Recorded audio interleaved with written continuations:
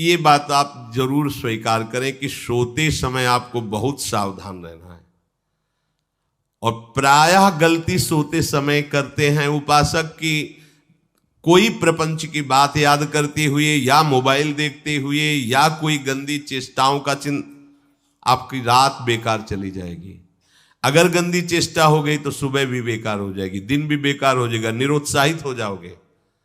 सोते समय आपको समय नहीं देना व्यर्थ चिंतन का। उसी समय विषय चिंतन होता है, उसी समय विषय भोग की आकांक्षा जागृत होती, उसी समय विषय देखने की इच्छा होती।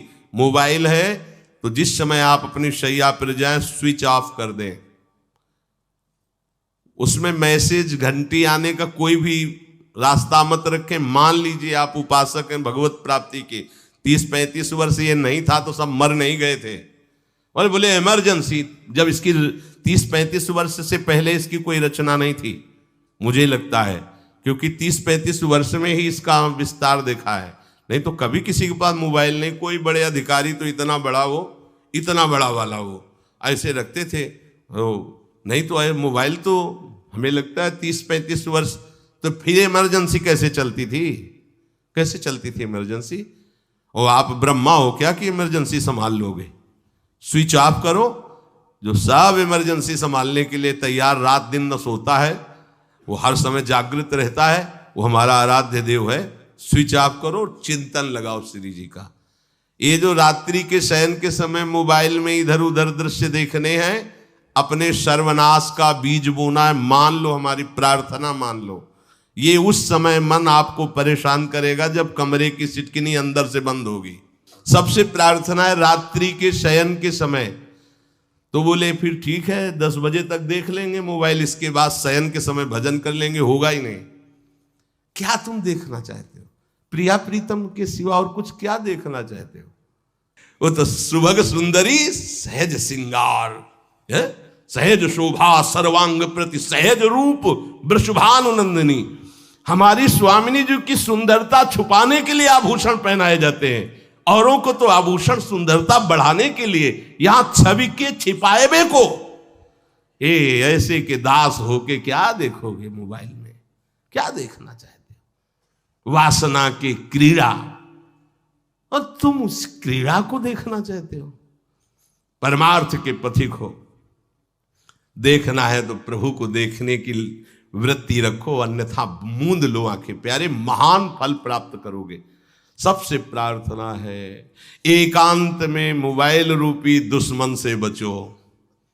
क्योंकि जब आप गंदी बात कहीं देखोगे तो आपके अंदर वैसे ही चिंतन बनेगा, वो ऐसे ही लगेगा मैं भी ऐसा करूं, मैं भी ऐसा भोगूं, मैं भी ऐसा देखूं। मान लीजिए आप, जब हमारे शास्त्र कहते हैं कि पशु पक्षियों के मैथुन को भी नहीं देखना है, अगर ऐसा एक बार दृष्टि पड़े तो मानसिक प्रणाम करके दोबारा दृष्टि न देना।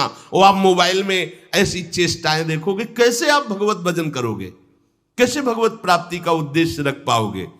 ये कलयुग की बहुत महीन चाल है कि उसके बिना काम नहीं चलेगा और हम तुम्हें काम से युक्त कर देंगे। इसके बिना काम चलेगा नहीं, तुमको रखना पड़ेगा। और जब तुम इसे रखोगे तो हम काम अपना कर लेंगे। कलयुग ने कहा हम अपनी व्यवस्था बना लेंगे। यहां कह रहे जब आप नींद में जा रहे हैं तो बिल्कुल मानो मृत्यु शैया पे जा रहे हैं। आपको उस समय नाम जप में बहुत ध्यान देना है, कहीं मन बहक ना जाए। तो क्या होगा, 5-6 घंटे जो आप लेटोगे ना, वो भी भजन हो जाएगा। हमारा जो सततम योमाम स्मरति नित्यशा है ना, ये पूरा हो जाएगा। नहीं, उस समय हम सो जाएंगे तो हमारा 6 घंटे का वियोग हो गया, 6 घंटे भजन रुक जाएगा। और ये 100% पक्की बात अनुभव की कहते हैं, यदि सोते हुए भजन करोगे तो जगते। कई बार तो पकड़ा है कि अगर आधे पद में बेशुद्ध हो गए तो वो पद पूरा जगते ही शुरू हो गया है। मतलब बीच में स्थिति भागवती की रही। जैसे बेहोश करते समय हमने कहा था जब ऑपरेशन के हमें बता देना, तो उनका बाबा अब इंजेक्शन लगाने वाले हैं तो वो 1 मिनट हमें केवल दीजिए, अपनी चित्तवृत्ति। तो जब होश आया तो वही पहले चिंतन चल रहा था, वही चिंतन। जैसे सोने के समय बेहोश हुए तो जगने के समय वही चिंतन, ऐसे ही इंजेक्शन से जब बेहोश हुए और जब होश आया तो वही चिंतन चल। बहुत बड़ा चमत्कार अभ्यास का है। नींद खुले तब से लेकर गाढ़ नींद आने तक स्मरण में कभी रुकना नहीं। और आपको एक छूट दे रहे हैं। कभी कभी क्या होता है कि एक मंत्र में, एक नाम में जैसे बहुत देर अभ्यास करते हैं तो मन उबने लगता है।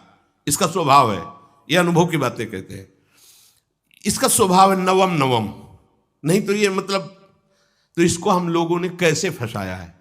जैसे गुरु मंत्र जप रहे, अब 2-3 घंटे लगातार गुरु मंत्र जप, अब इसको उबन बढ़ी, अब ये छोड़ रहा है, बीच बीच में पता चलता है छोड़ना चाहता है, छोड़ रहा है, तुरंत इसको नाम में फंसाया। अब थोड़ी देर नाम में चला, फिर उब रहा है, बहुत विचित्र है ये, अब उसको फंसा दिया। और पीछे की बात अभ्यास के समय, नमामि शमीशान निर्वाण रूपम विभुम व्यापकम ब्रह्मवेद स्वरूपम। चिंतन, पद गायन कर रहे, ये भगवान शिव पद गायन कर रहे हैं और उसका चिंतन, निर्वाण रूपम विभुम व्यापकम ब्रह्मवेद स्वरूपम।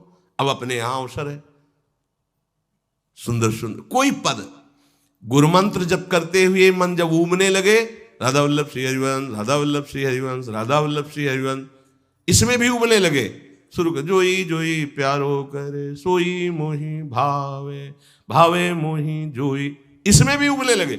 सुधा निधि का कोई एक लाइन ले लो, ब्रह्मेश्वरादि सुदुरूह पदारविंद श्रीमत् पराग परमाद्भुत वैभव, ब्रह्मेश्वरादि सुदुरूह छोड़ना नहीं है, तू भाग में नवम नवम दे रहा हूं, नवम नवम।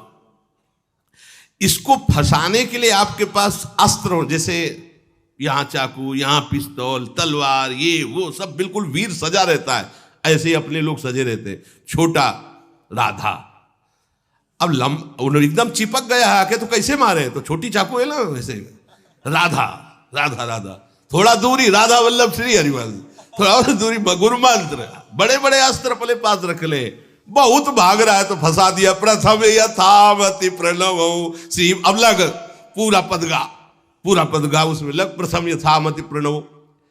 भोजन पाते समय ऐसा अभ्यास किया है, 1 घंटा के पहले भोजन नहीं होता, चाहे 2 रोटी पाना हो, समय लगता है भोजन, आराम, एक एक नाम, एक एक, कुछ भी हल्ला मचाओ, कोई फर्क नहीं पड़ेगा, अपना चलेगा।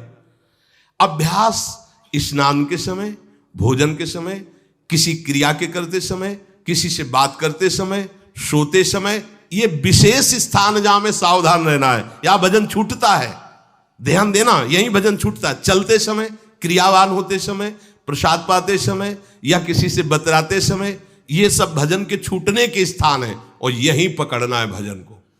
जब आपको बिल्कुल न लगे तो मानसिक सब बंद कर दो और गुनगुनाने लगो, जो धुनी आपको अच्छी लगे उसी में नाम, कोई नाम लेके, संसार का चिंतन न होने पावे, चाहे जो कुछ तुम जहां तुम्हारा मन आवे, गंगावरी गोदावरी, कुछ भी, भागवतिक चिंतन के सिवा संसार के चिंतन न होने पाए। पहले ऐसे अनन्य बनो, फिर बाद में अनन्यता आती, रसना कटो जो अनरट। हाँ भी विषय चिंतन कर रहे हैं, प्रपंच कर रहे हैं, बोले रसना कटो जो अनरटो, और नहीं बोल सकते, प्रपंच बोलेंगे बस, रसना कटो, ये शब्द वहां नहीं आते। पहले हम आपको छूट देते, भक्त चरित्र, भगवान की चरित्र, नाम, कीर्तन, मंत्र, जो भी चाहो, संसार का चिंतन मत होने देना, पहले ये पकड़ो, फिर आगे चल करके जब पवित्र हृदय होगा तब ये निष्ठा आती, रसना कटो जो अन रटो, निरखियन फुटो नयन। मान लो संसार का चिंतन नहीं करने देना है इसको, आप जैसे बने वैसे करो भागवतिक चिंतन, कोई नाम ले लो, कोई मंत्र ले लो, तुम्हें जो प्रिय लगे, हम छूट देते हैं। ये हम नहीं करें कि रसना कटो जो अन रटो, ये बाद की बात है, हमें पहले इसका संसार चिंतन रोकना है।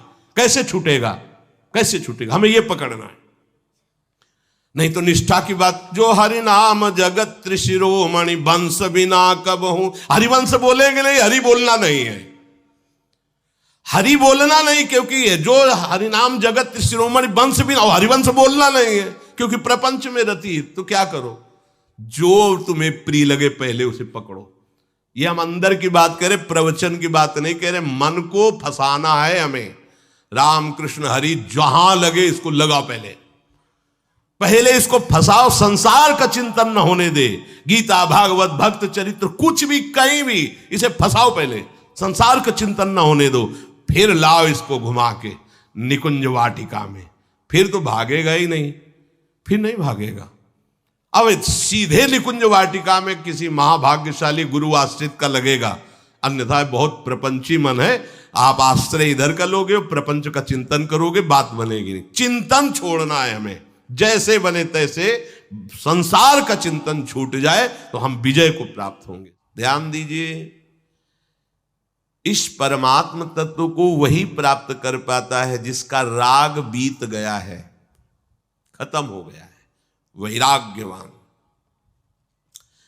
ज्यादा परिश्रम नहीं है वैराग्य में, विवेक नहीं होने के कारण हम वैराग्य नहीं धारण कर पाते।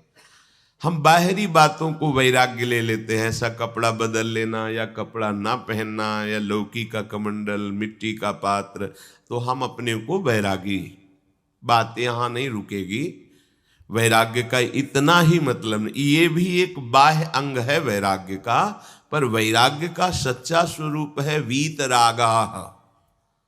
कहीं कुछ भी अच्छा नहीं लग रहा, कोई भी सुख आकर्षित नहीं कर रहा, लोक लोकांतर की प्रतिष्ठा, मान, सुख, ऐश्वर्य, व्यक्ति, कुछ अच्छा नहीं, राग खत्म हो गया।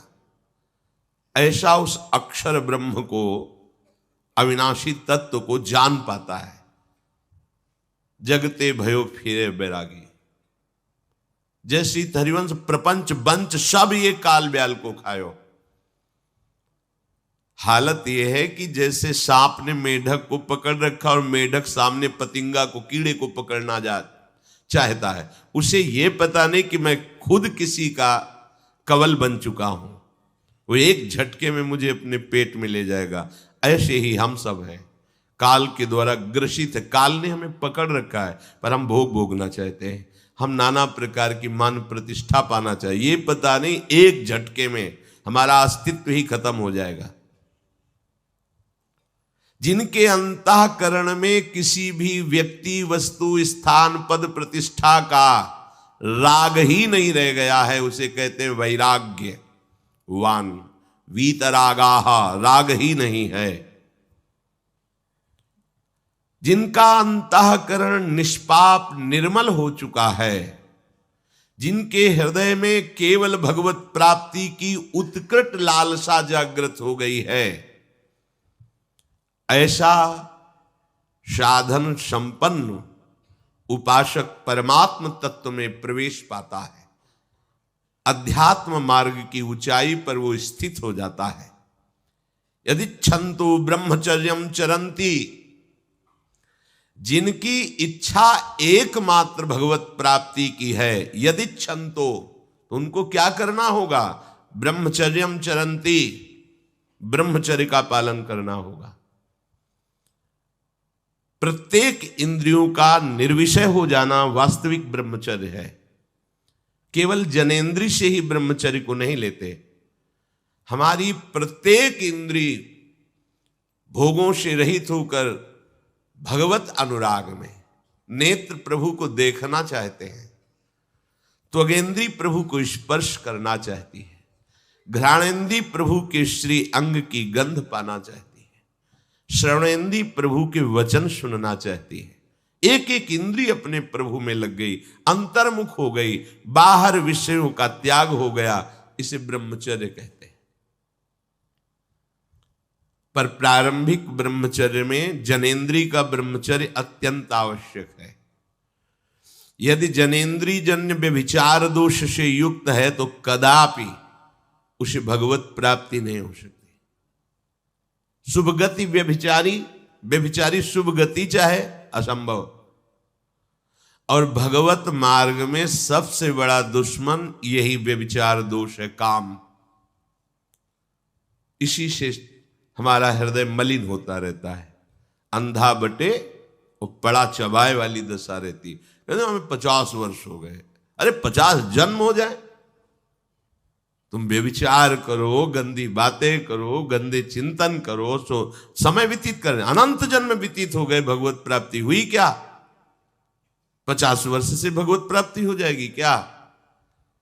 5 मिनट काफी है भगवत प्राप्ति में, एक बार नाम काफी है। वो स्थिति तो लाओ। बार बार बहिर्मुख वृत्तियों के द्वारा विषयों में सुख बुद्धि कर लेने से हमारा सारा का सारा अध्यात्म चिंतन बदलता रहता है, इसलिए लाभ नहीं मिल पाता, एक रस चिंतन नहीं रह पाता। बार बार विक्षेपी विषय करते रहते हो, हम सहते रहते हैं और भोगते रहते हैं। एक बार तो हिम्मत करके उठो, अब लो नशानी अब ना नशई हो, एक बार तो दृढ़ बनो। बस मन के अनुकूल चलने की बात को तुम्हें रोकना होगा, तभी तुम्हारे अंदर यदि क्षण तो ऐसी इच्छा जागृत होगी। पक्का पक्का ऐसा ही है, जब हम किसी विषय के वेग को सहते हैं, विषय नहीं भोगते हैं, तो मन बहुत जलाता है। उस जलन में फिर एक ही बात होती है, बस भगवत प्राप्ति हो जाए, झंझट खत्म हो जाए। कब तक हम इसमें चलेंगे? एक बार भगवत, वो जलन हमको भगवत प्राप्ति की इच्छा प्रकट करती है। अपने लोग क्या करते, जलन को मिटाने की कोशिश करने लगते हैं, तो भगवत प्राप्ति की इच्छा क्या, भोग प्राप्ति की तृष्णा जागृत हो जाती है। भोगे हुए भोगों को बार बार भोगने की इच्छा का नाम तृष्णा है। बाहर और भीतर से कोई सहयोगी नहीं, जल रहा है उपासक, तब रास्ता निकलता है भगवत प्राप्ति का, तब इच्छा प्रकट होती। अब नहीं, बहुत जल लिया, अब तो केवल प्रियाजू के समीप जाना है, अब तो प्रभु के सानिध्य में रहना है, नहीं इन भोगों की जलन में जलना है। पर यहां तक पहुंचने के लिए जलना होगा, तभी लिखा सहित सहित बाढ़ है भगति तास्तितिक्षस्व भारत, क्योंकि आगमा पाइनो अनित्यास, ये नाशवान काम क्रोधादि तुम्हें प्रेरित करेंगे, तुम इनके वेगों को सह जाओ, ये स्थायी नहीं है। आगमा पाइनो है, आने जाने वाले हैं, और ये सहन करने से नष्ट होते हैं, भोगने से बढ़ते हैं।